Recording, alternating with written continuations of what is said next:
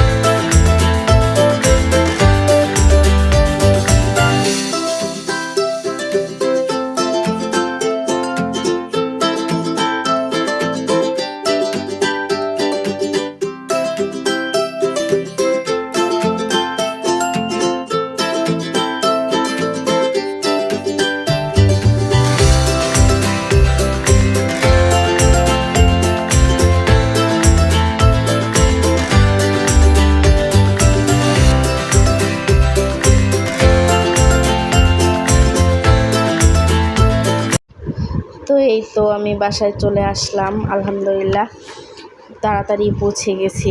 তো এসে দেখি আমার মেয়ের মনটা একটু একটু খারাপ, যার কারণে ওকে একটু ওর কাপড় চোপড়গুলো দেখালাম। তারপর ওর সাথে দুষ্টুমি করতেছি যাতে ওর মনটা ভালো হয়ে যায়। কারণ বাচ্চারা যখন মা একটু বের হয় বা মাকে বোরকা পরতে দেখে তখন মানে ওর ভিতর থেকে আমার মনে হয় খুবই খারাপ লাগে।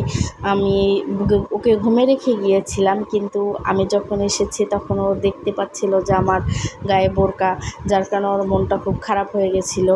তো ওর সাথে খুব দুষ্টামি করতেছি এখন রান্না করতে যাব, অমনি ও আমার সাথে দুষ্টামি শুরু করে দিয়েছে।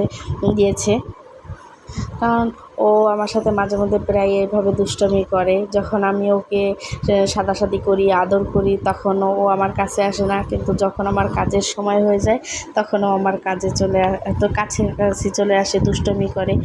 তো এখন আমি রান্না করতে যাব, এই জন্য খুব কান্না করতেছে, আমাকে যেতে দিবে না, আমাকে এইভাবে কান্না করতেছে। এখন ওকে রেখে যেতেও আমার খুব খারাপ লাগতেছে।